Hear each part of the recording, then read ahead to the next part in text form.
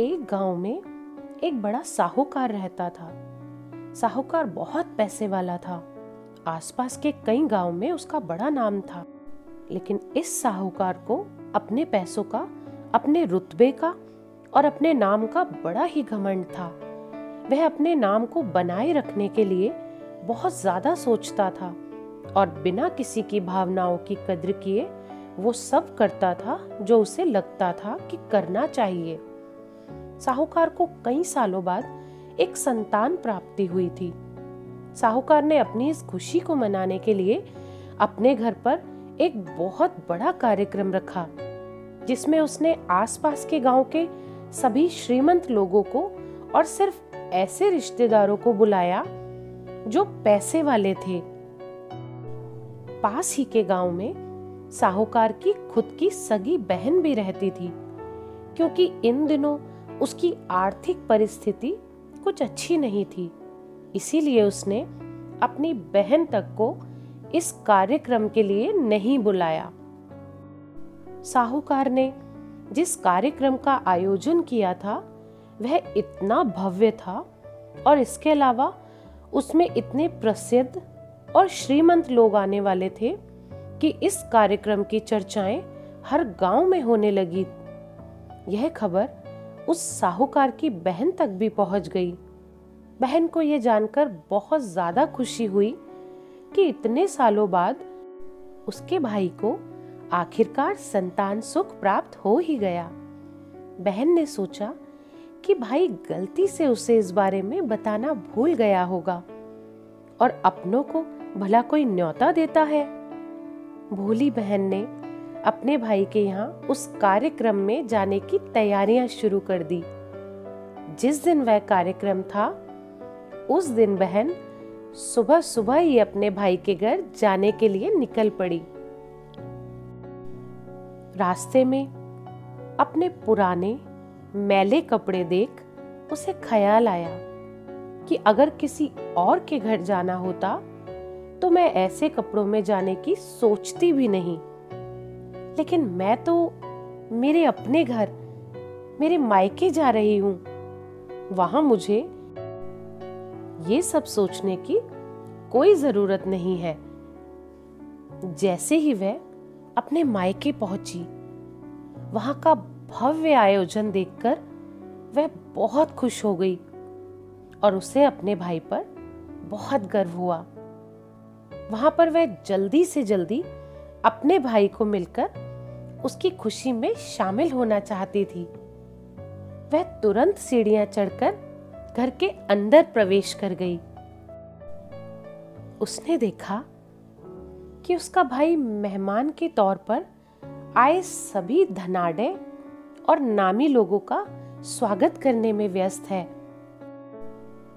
बहन जैसे ही अपने भाई की तरफ उससे मिलने के लिए बढ़ी, उसके भाई की नजरें उस पर पड़ गई और अपनी बहन को ऐसे मैले पुराने कपड़ों में देखकर भाई ने उससे मिलना तो दूर बल्कि तुरंत बहाना बनाकर वो वहां से निकल गया।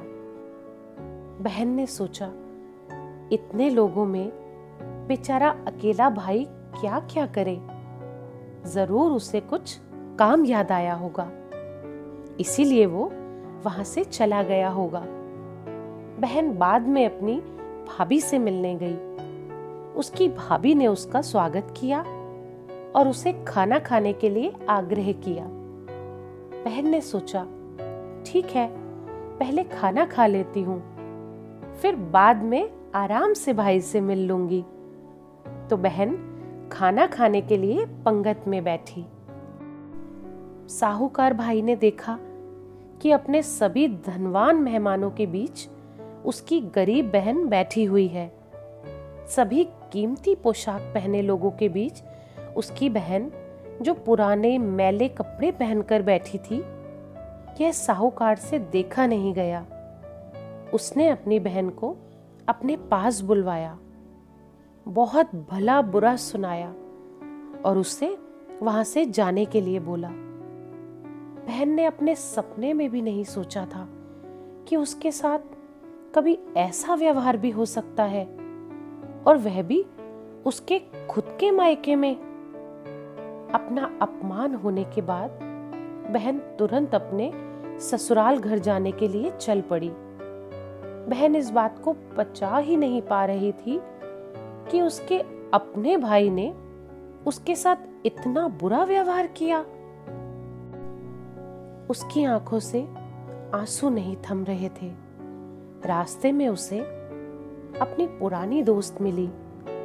उस दोस्त ने उसके रोने का कारण पूछा, हालांकि वह उसे कुछ भी नहीं बताना चाहती थी, लेकिन दोस्त के बार बार पूछने पर उसने उसके साथ हुई सारी घटना उसे बता दी।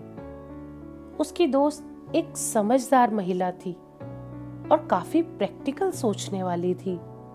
उसने कहा, अगर तुम मेरी बात मानो तो एक दिन तुम्हारा भाई खुद तुम्हें अपने यहां बुलाएगा और तुमसे माफी मांगेगा। बहन ने उससे कहा कि मैं तुम्हारी हर बात मानूंगी, बताओ मुझे क्या करना होगा। तो उसकी दोस्त ने कहा कि तुम इस अपमान के इस दुख को एक दिशा दे दो और कोई गृह उद्योग शुरू कर दो। उसमें इतनी मेहनत करो कि उस काम में तुमसे अच्छा कोई भी ना हो। बहन को अपने दोस्त की बात सही लगी। उसने घर पहुंचकर अपने आंसू पोंछकर उसी दिन से एक गृह उद्योग शुरू किया। उसने दिन रात मेहनत की, अपने साथ कई और गांव की महिलाओं को जोड़ा और देखते ही देखते उसका गृह उद्योग चल पड़ा। कुछ ही सालों में आसपास के 50 गांव में उसका नाम और रुतबा काफी बढ़ गया और अब वह पैसों के मामले में अपने भाई से भी ज्यादा बड़ी बन गई। भाई को भी जब यह पता चला कि उसकी बहन इतनी श्रीमंत हो गई है, तो उसने सोचा कि एक बार उससे मिलकर आया जाए। वह जब अपनी बहन को उसके घर मिलने पहुंचा तो बहन ने उसका किसी राजा महाराजा की तरह स्वागत किया। उसे उसकी पसंद का खाना खिलाया। बहन का ऐसा व्यवहार देखकर भाई को अपनी पिछली गलती का एहसास हुआ। इसीलिए उसने अपनी बहन को अपने घर होने वाली पूजा के लिए आमंत्रित किया। कुछ ही दिनों बाद बहन अपने भाई के यहाँ उस पूजा के लिए पहुंच गई। जैसे ही बहन अपने भाई के घर पहुंची, उसका भाई उसके स्वागत के लिए दरवाजे पर ही खड़ा था। बहन अपनी महंगी गाड़ी में आई थी। उसने बहुत कीमती साड़ी और उससे भी ज्यादा कीमती गहने पहन रखे थे। बहन का ऐसा ठाट बाट देखकर सिर्फ भाई ही नहीं बल्कि उसका पूरा गांव दंग रह गया था। भाई दौड़ कर आया और बहन की गाड़ी का दरवाजा खोलकर उसे बाहर आने के लिए कहा और बड़े प्यार से उसे पूजा का प्रसाद ग्रहण करने के लिए बुलाया। बहन को इस बार 12 पकवान परोसे गए थे। चांदी की थाली में उसे खाना दिया गया था। साथ में एक सोने की चम्मच भी रखी गई थी। उसके बैठने के लिए बेशकीमती पाट रखा गया था। बहन को यह सब देखकर उसके वे पुराने दिन याद आ गए जब भाई ने उसे बिना खाना खिलाए ही भला बुरा कहकर वापस लौटा दिया था।